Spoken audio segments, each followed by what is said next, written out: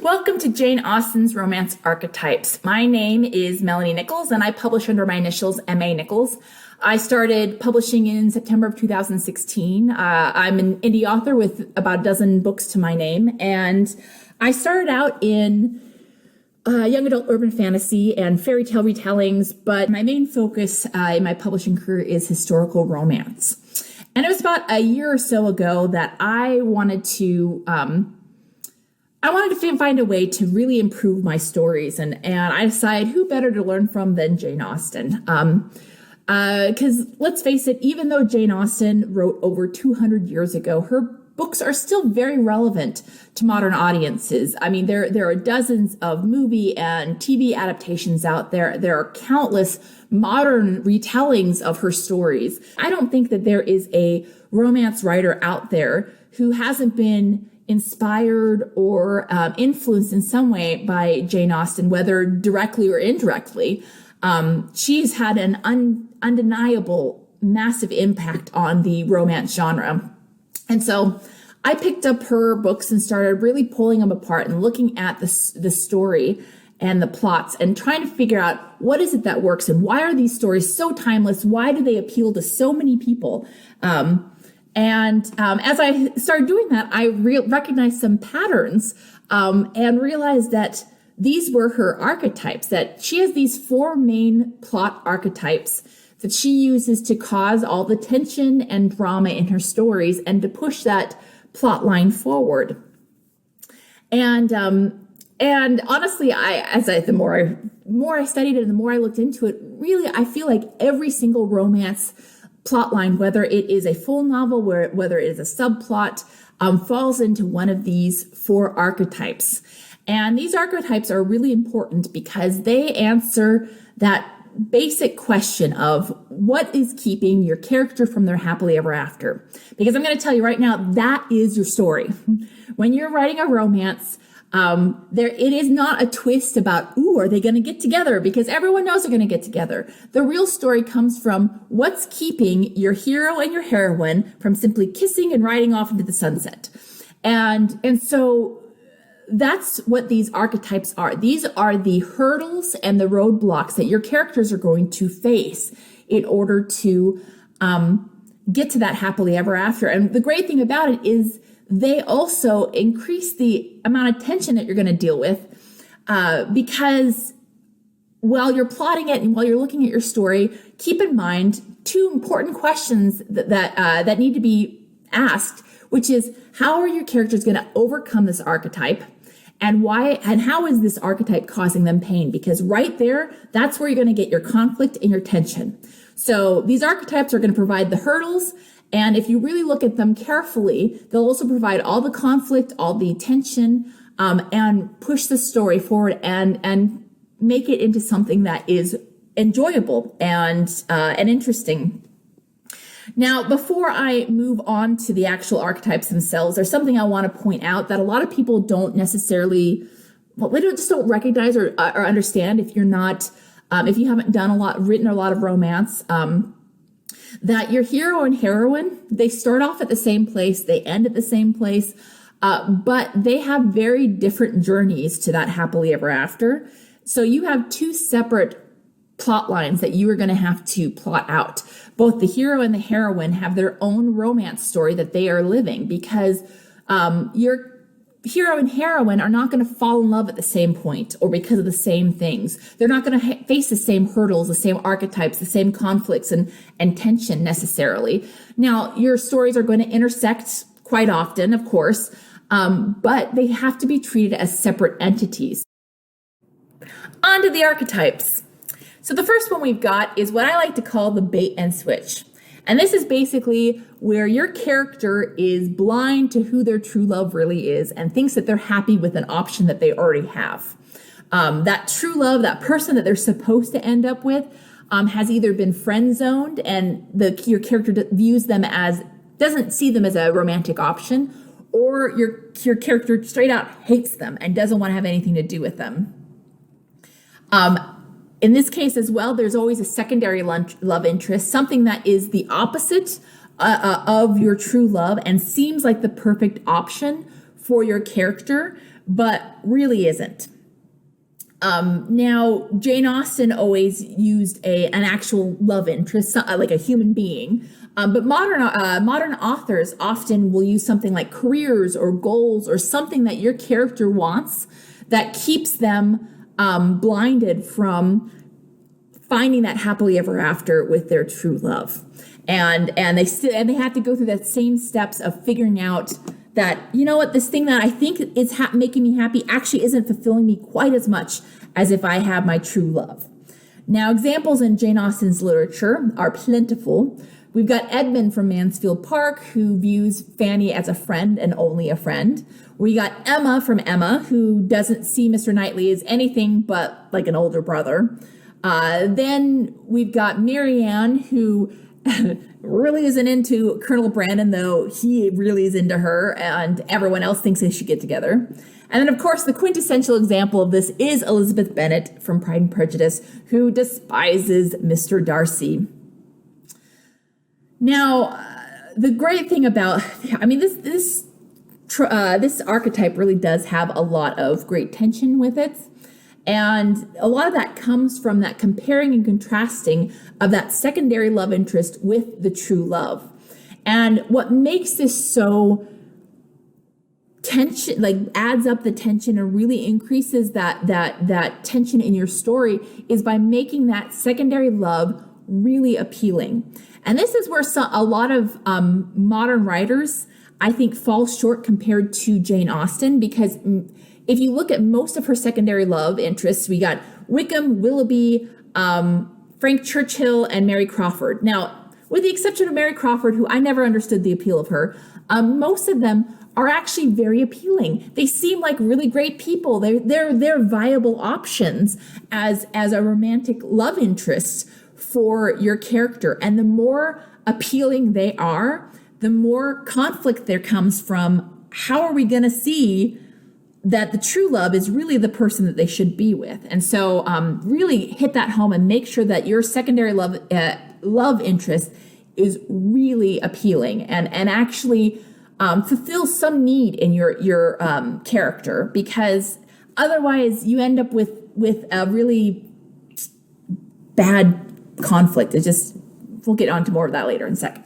The other main source of conflict comes from heartbreak, when that secondary love turns out to be false and proves to be wrong, and the character realizes that they've made a mistake. That heartbreak is rife for personal turmoil and tension. Sense and Sensibility does a wonderful job with this. When Marianne finally realizes that the man that she thought she would marry, the man she thought was perfect for her, when he dumps her and marries someone else, she's so heartbroken. She nearly dies. She just falls to pieces and really struggles with it. And it provides some incredibly tense and very poignant moments in the book as she struggles with that heartbreak.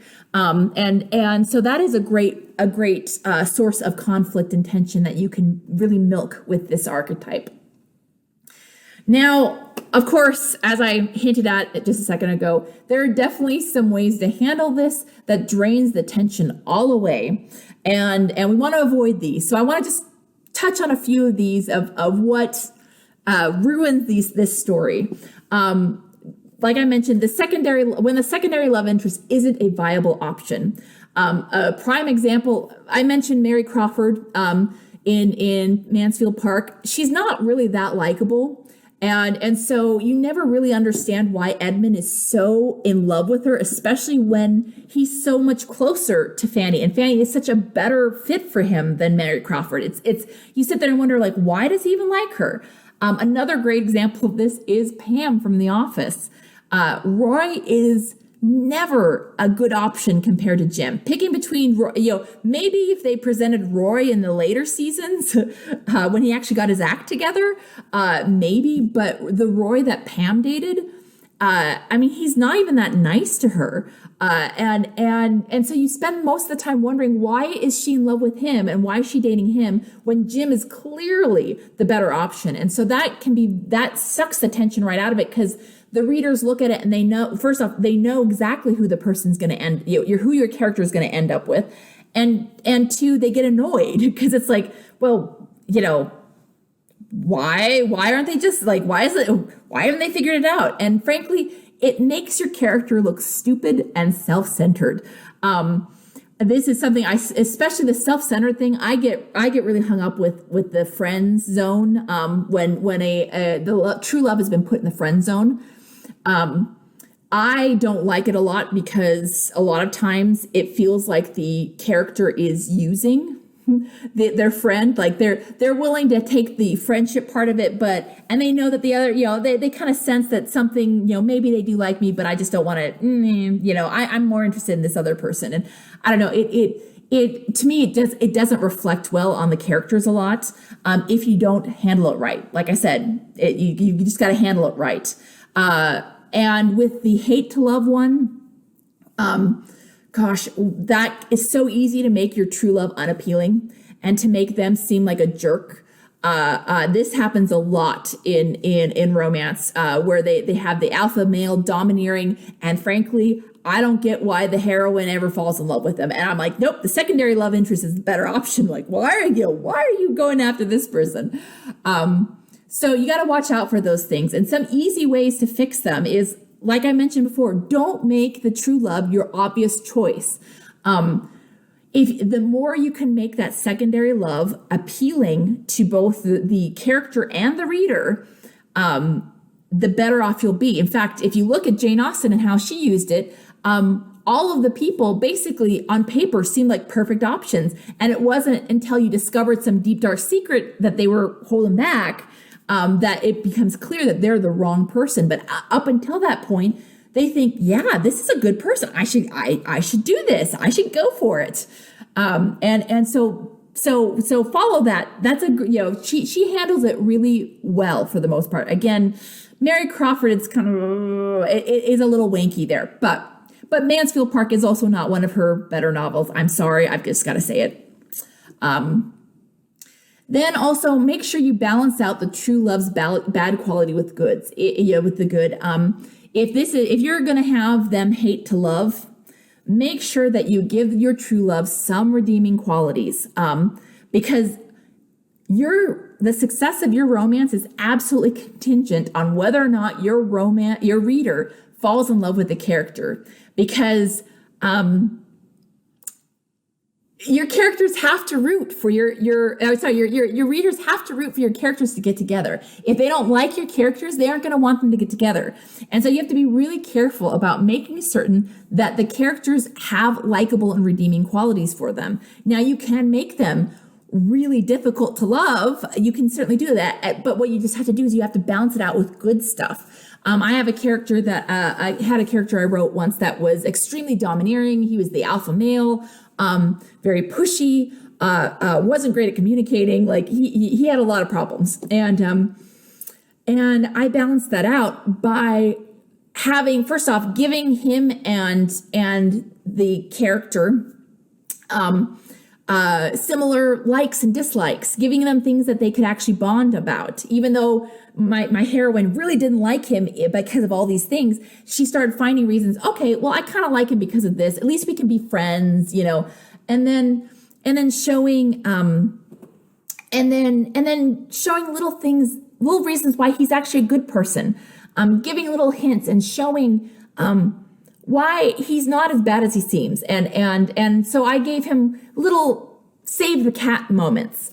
If you are familiar with the save the cat plotting structure, it's you give your characters something that makes them relatable, something that makes that makes them so that you can empathize with them and give just something to like about them and balance that out.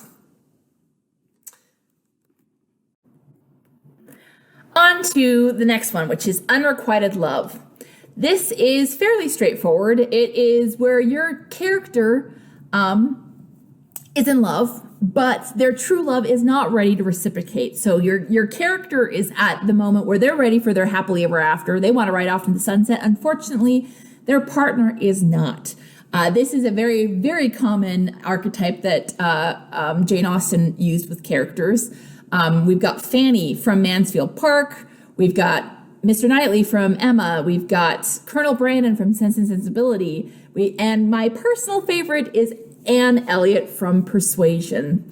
All of these characters are people who know what they want. Unfortunately, the other person is not ready for it.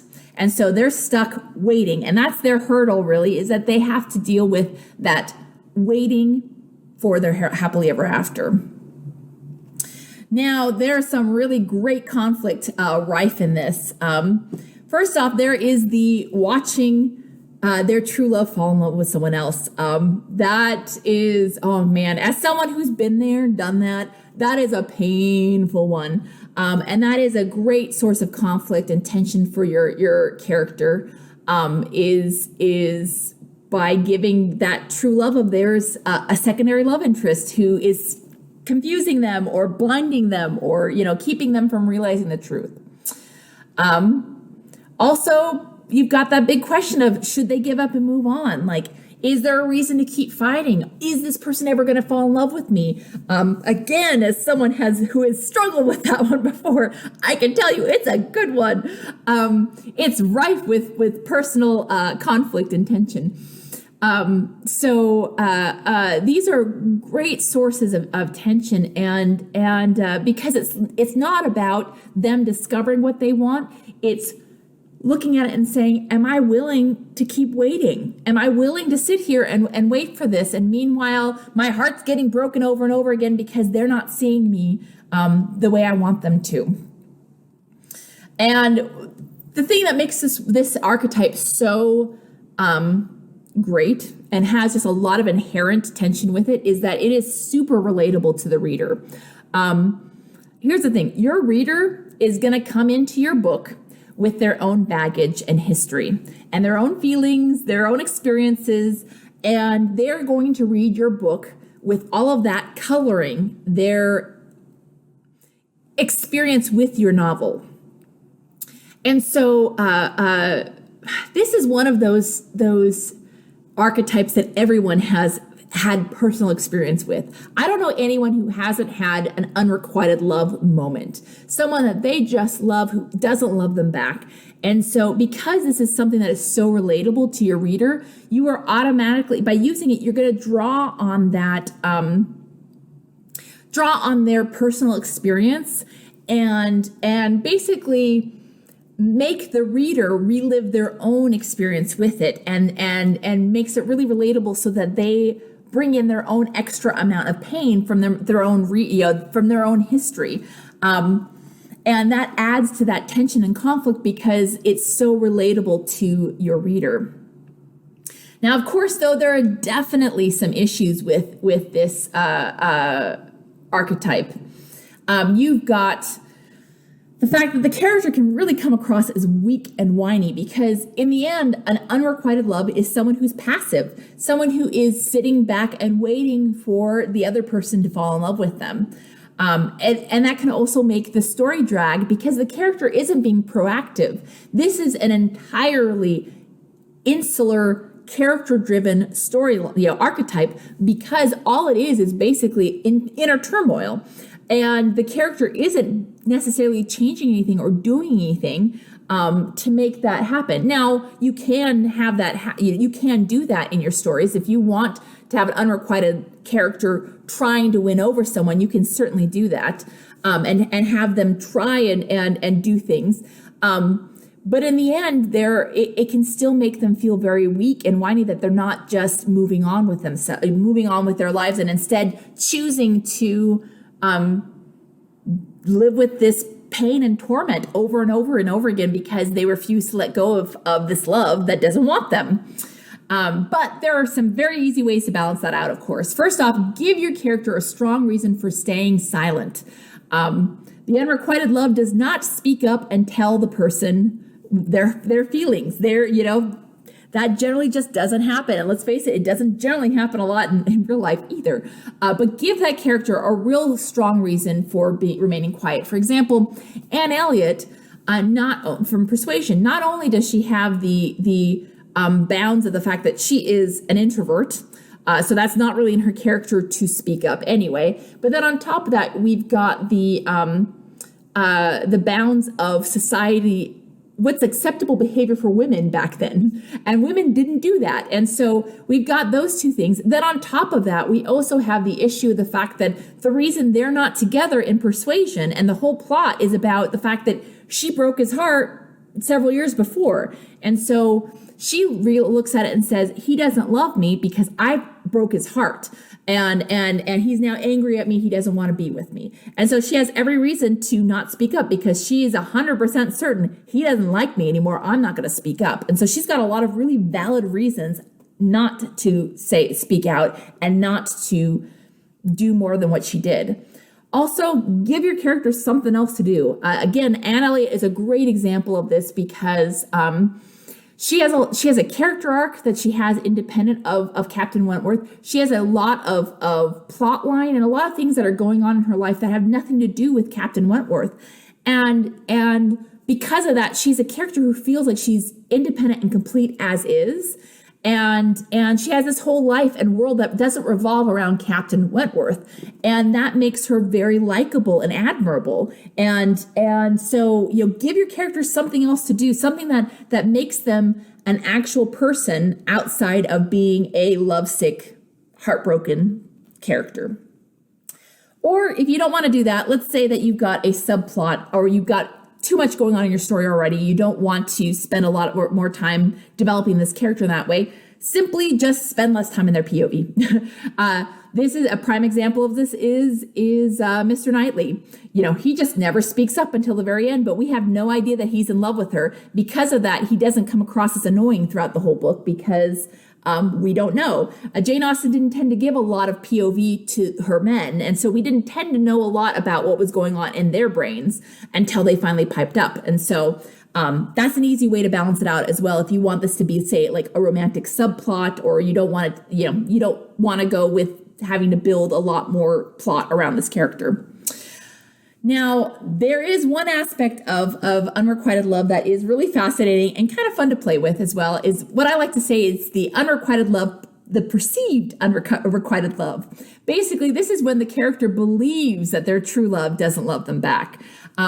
This is usually an accent to the bait and switch, like someone who's been hanging out in the bait and switch for a while. Now they finally decide, oh, you know what? Actually, I like this person. I want to be with them. But then they're like, oh no, but they don't love me back in return. How am I going to do this? And they have this great little panic moment before everything resolves. Elizabeth Bennet, great example.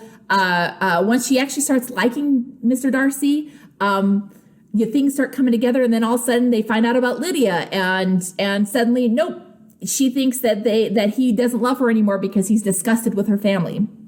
Another one is Emma. Emma is like one of my favorite versions, examples of this because she is just doesn't even see Mr. Darcy, doesn't know, not Darcy, sorry.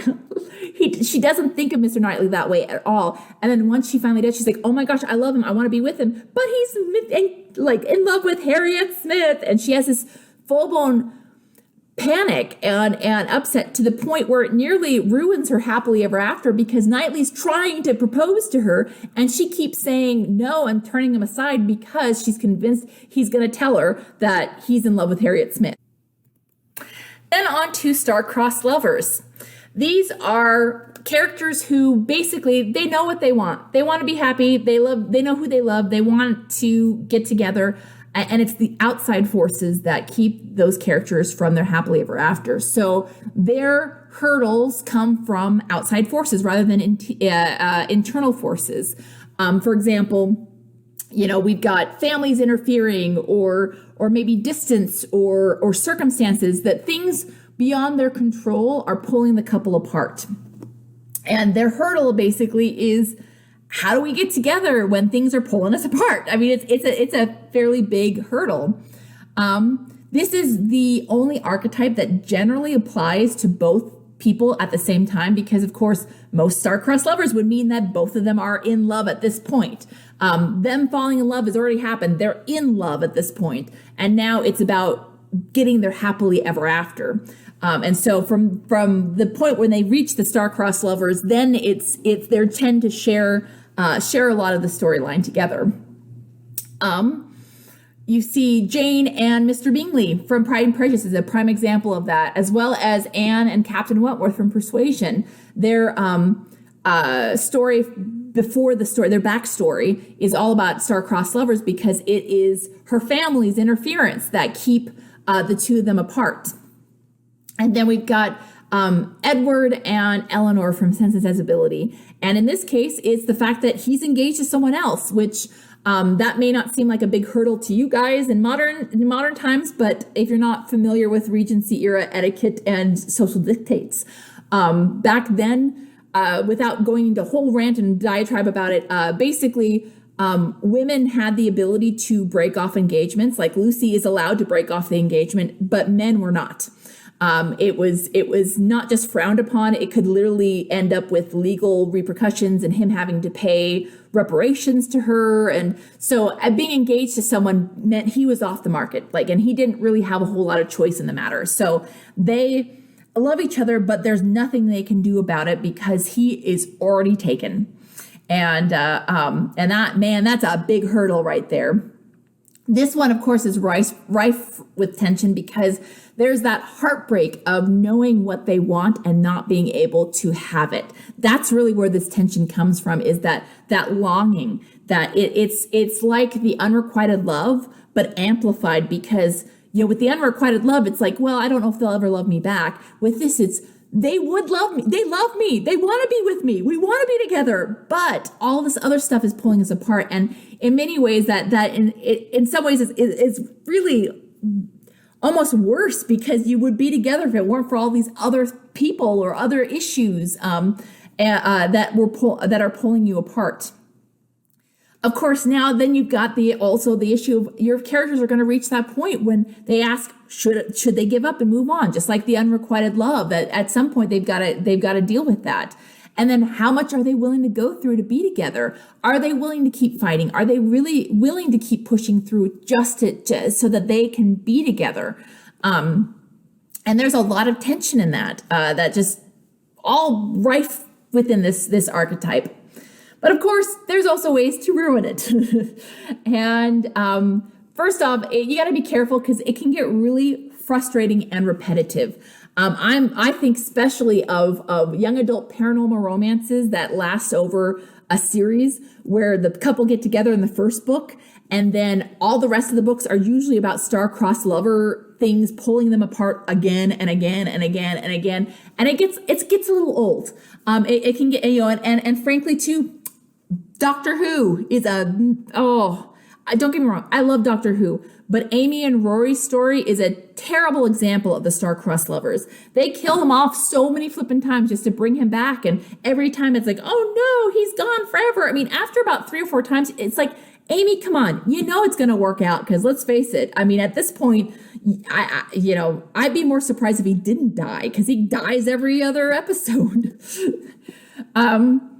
So, and then of course it can also verge on the melodrama depending on what it is that you have pulling them apart.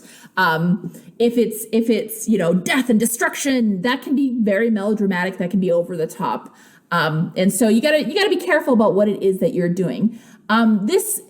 Ways to combat this is honestly, first off, this is an archetype that really works best in romantic subplots or stories with multiple romances. Basically, stories that have other things going on in them, because Starcrossed Lover is a really hard one to carry an entire story. It works really best as an accent. For example, in The Good Place, if you watch The Good Place TV show, Eleanor and Chidi's story, it would be very easy to get annoying, frustrating, and repetitive if it weren't for the fact that there's so many other things going on in the show that while that their constant battle with trying to be together and being pulled apart is a great accent to the story rather than carrying the story. And also, vary things, shake it up. It doesn't have to be the same thing every time. Again, Doctor Who, every time they pull Rory and Amy apart, it's because they killed him. They just kill him off and bring him back and kill him and bring him back and kill him and bring him back. And it's like, there's other ways to do that. And so look for different ways, and that will help it from being repetitive or getting too, boring. On to the final one, which is the Flawed Love, which is my absolute favorite. I love this one. I use it a lot. This is when you have a character whose shortcomings or flaws are what are keeping them from getting their happily ever after. That basically they need to go through a character arc in order to receive their happily ever after. For example, we've got Catherine from Northanger Abbey. She's flighty and imaginative and in a bad way and thinks everything is a Gothic novel. And it's not until she grows up and comes down to reality that she is able to then ride off with her true love. We've got Captain Wentworth, who is a prime example of this. He even, in the very end, when he writes her that like absolutely divine letter proposal. I love it every time. Every time I read it, every time I see it in a movie, whatever, it doesn't matter. I love that letter. One of the best letters ever written. And he basically tells her, he's like, look, I've always loved you. It's always been you. But I've been arrogant. I've been stubborn. I've been prideful, and I've been hurt, and I haven't been able to let those things go. And he then basically completes his character arc by putting those aside, writing her, telling her the truth, and then asking her forgiveness and saying, let's get married. and it's wonderful. Then we finally have Mr. Darcy, who of course isn't able to win Elizabeth's affection until he's able to set aside his pride and arrogance and aloofness. And once he's able to do that, then he's able to win her over. Now, these characters are different from a character who has simply a character arc within a romance story, in the fact that their character arcs are integral. Like, they're not able to get the happily ever after. Their flaw is the hurdle that they have to overcome. Their flaw is the problem. Versus a character who simply has a character arc might get better by the end of the book, but that improvement doesn't impact whether or not they find love at the end. For example, Anne Elliot has a very strong character arc throughout the whole book of Persuasion. She learns to stand up to her family and becomes more assertive and embracing life. And she has this great character growth. And that growth has nothing to do with her getting love in the end. She simply is living her life, and she's getting her own character arc that's outside of the romance. So if you're wondering if your character is a flawed love, ask yourself, is this thing that they're overcoming, is this what's keeping them from either being able to say, I love you, or to believe someone loves them? And this one is just absolutely rife with tension and conflict. This is why I like it so much, because you have that emotional pain of the try and fail cycle. As someone is trying to improve, as someone is trying to overcome this personal hurdle, we get all of that pain and agony that comes with it, because we all know what it's like to struggle with flaws. And frankly, we all know what it's like to love people who have flaws that drive us crazy. And a lot of us know what it's like to have a relationship destroyed because of someone's flaw. And so there's a lot of pain there that just comes with it. That is wonderful, that you can really stir up within your character. And then, of course, there is always the question is, not only will they be able to overcome this, but will they do it in time before their true love moves on and finds someone else? And then, of course, like a lot of the other ones as well, this is something that readers can relate to, and it draws on their own struggles and experiences. Let's face it, every conflict we have is based on someone's flaw. Someone's flaw is coming into play here, whether it's someone's pride, it's someone's entitlement, or someone being dishonest, or someone not communicating. There's so many different flaws that people can have. A flawed love really has no bounds. Like, there's so many different flaws that you can give a character, and each one of them is rife with problems that they could cause. And so I really like it, especially because I love character-driven stories where and I like stories about characters who come out the other side better, that because of this story, they're better people. And so I love the flawed characters. I love a flawed love. It is my most common archetype that I use. But of course, you got to watch out. There are definitely some issues with it that you got to watch out for. First off, your character can become very unlikable if they are too flawed. This is the same thing with the true love of the bait and switch, the hate to love bait and switch. If your character is too flawed, is too unlikable, then it's going to be really difficult for the reader to want to root for them. So you got to be careful about that. Again, just watch out for that. And then something I'm especially guilty of, that is something I'm really working on, is too much navel gazing and brooding, because it's a very internal struggle. And there's a lot of internal dialogue. There's a lot of navel gazing, and that can really slow down your story. That can really just slow things down and become repetitive and whiny and annoying. And so that's something you got to watch out for. And ways that I've found to balance that out is give your character a good justification for their flaw. This is where a really good backstory comes in handy. You really need to make sure that especially the more unlikable the flaw is, the more understandable the flaw, the reason behind it has to be. Honestly, there's a lot of flaws that are very forgivable if with enough context and understanding. And basically that's what you want to do, is you want to give your reader context and understanding for why this person is the way that they are. And make sure you really, build that up well, because, like I said, because if you make their backstory tragic enough, or that you give them enough reasons why they're behaving the way they are, it's a lot more understandable and relatable and less annoying, more forgivable. You want to give the reader reasons to be able to forgive your character for their flaw. Again, balance that bad with good qualities. Show them with redeeming qualities. Show them doing other things that are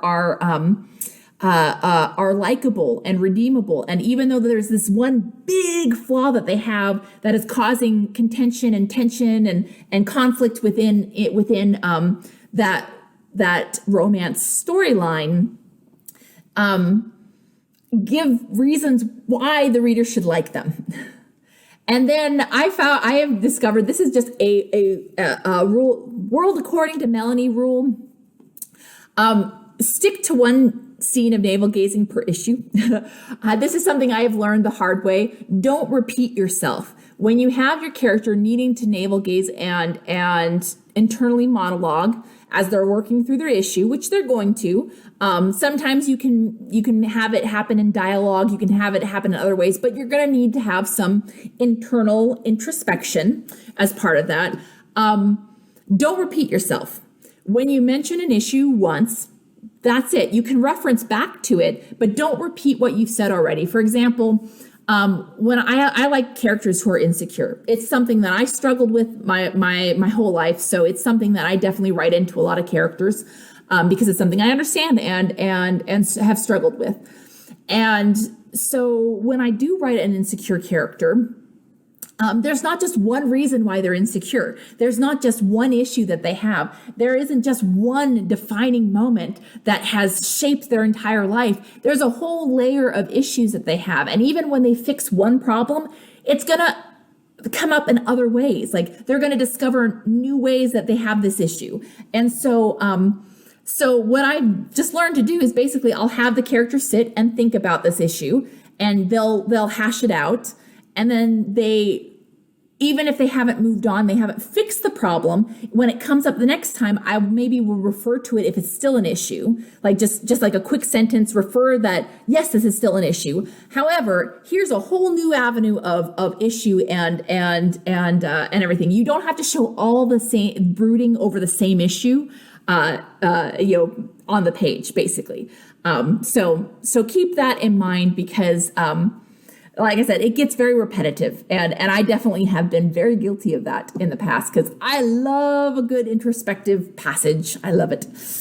So those are the 4 archetypes that Jane Austen uses. And like I said, I honestly believe that those are the archetypes. These are the plot conflicts that you are going to put every romance into. I don't know that there is a conflict you can come up with that doesn't fit within one of these 4 spheres. And what I find is so useful about understanding these is that the better I understand them, the easier it is to use them. And by understanding some of these pitfalls and the strengths of each of these conflicts and difficulties, the better able you are to use them. Now, before I sign off, I do want to talk about an aspect of the archetypes that is important for you to understand as well, is that you don't necessarily use just one archetype. You don't necessarily only have to rely on only one form of conflict throughout your story. In fact, the more your story focuses on romance, the more that romance is the entire plot line, the more you really need to mix up and overlap or jump between the different archetypes and use variations of it, because the more you do that, the more interesting the story will be. For example, if we want to look at Pride and Prejudice, how Jane Austen used them. She starts off with Elizabeth's love story starts off with a bait and switch. She hates Darcy, doesn't want to have anything to do with him. Then as she actually starts to like him, things seem to go well. They bond really well at Pemberley. And then she gets news that Lydia has eloped with Wickham and her family is ruined. And she becomes convinced that Darcy will never love her. And she spends a fair amount of the book in that phase of her romantic evolution. And she believes that he could never love her. She even talks to Jane. She's like, he was there. It was clear he would never, he was never going to renew his addresses to me. And then as she goes along, she just kind of assumes that, that's it, that I kind of I'm in love with him, but he doesn't love me back. And then Lady Catherine de Bourgh shows up. And now this one's interesting because they actually don't move straight into actual star-crossed lovers. However, Lady Catherine de Bourgh does come in and starts poking at the plot, basically, starts trying to cause conflict, saying, well, my family would never accept you. You're so below, you're so far below, and he's engaged to someone else. What do you have to say about that? And it doesn't work. But at the same time, there's this great scene of conflict where all the emotions are stirred up again. Now you can also layer the archetypes together using both of them, multiple ones together to layer the issues. For example, with Jane and Mr. Bingley, they are star-crossed lovers. His family and friends interfere and convince him that she doesn't love him. And because of that, he then becomes unrequited, thinks that she doesn't love him, and so he moves away. And he moves away, and she's kind of like confused by that. Like, okay, does he love me? Does he not? Like, she's kind of freaking out. Then she goes to London to see him, and his sisters interfere again and make certain that that she believes that Bingley doesn't love her anymore. And so because of their meddling, they are perceived unrequited love. Even though they both love each other, they have the pain of being an unrequited love.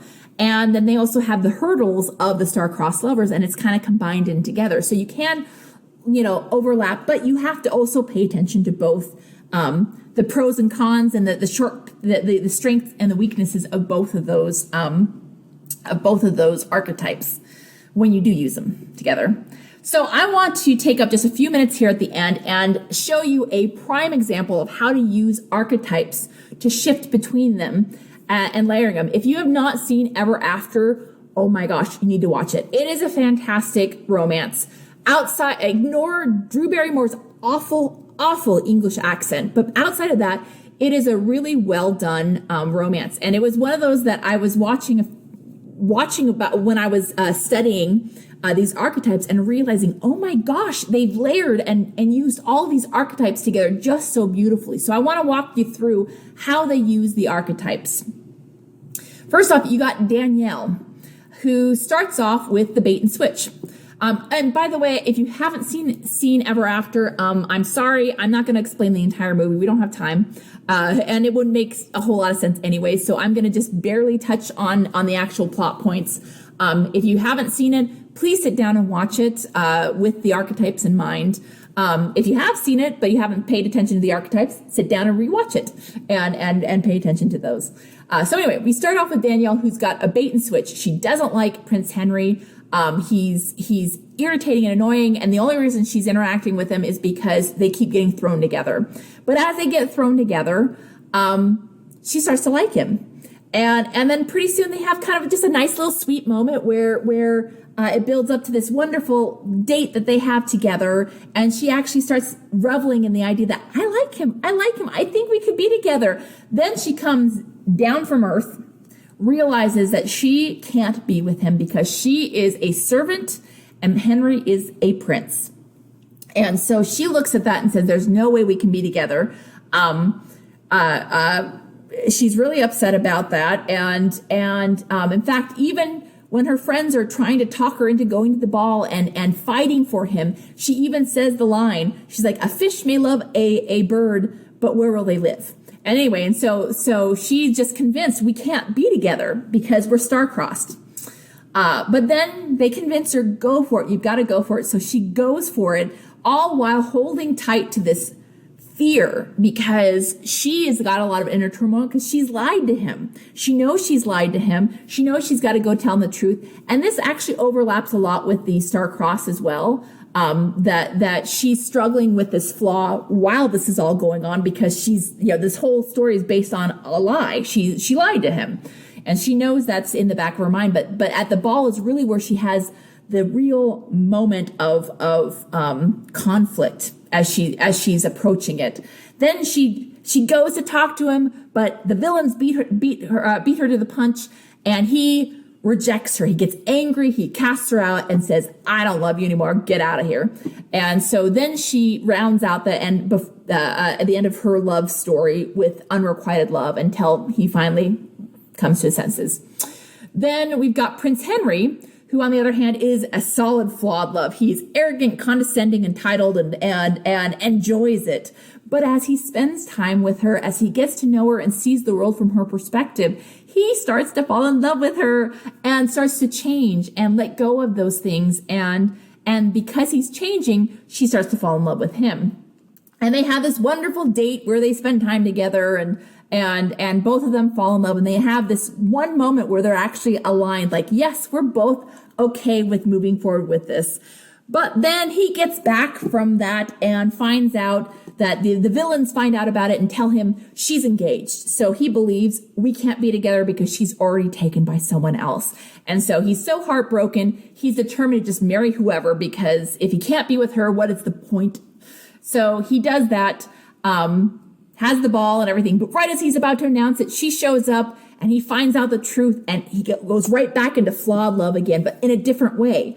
Rather than being necessarily pompous and arrogant, he's angry and hurt and feels betrayed. And so he goes into a different type of flawed love and holds on to that for a while until finally he realizes, oh my gosh, what have I done during that incredible wedding scene. Again, seriously, if you haven't seen it Ever After, you need to watch it. And if anything else, just for the wedding scene where he goes to have the arranged marriage with the Spanish princess, it's amazing. Anyway, so he realizes, oh my gosh, what am I doing at the last minute? And then runs off to go find her, only to find out again that no, she's been sold. The villains, her stepmother has sold her as an indentured servant to someone else. And so now he's like, oh my gosh, we're star-crossed lovers. I've got to go save her. We can't be together until I save her. Then he shows up and she actually saved herself and they kiss and he apologizes a lot and they kiss and they make up and they get their happily ever after. And so This, honestly, I really feel like this is a really great example of how to change it up by understanding what the strengths and weaknesses of each of these archetypes are and how to use them well and how to avoid the pitfalls. You can layer them, you can jump between them, you can use them together to add different layers of complexity to your romance and add different aspects of conflict and tension to your story. So this has been the presentation. I'm sorry, I don't have time for questions, but if you want to reach out to me, feel free to email me. My email's right there, or reach out to me at my website at ma-nichols.com. I'm more than willing to answer any and all questions you guys have for me. Thank you.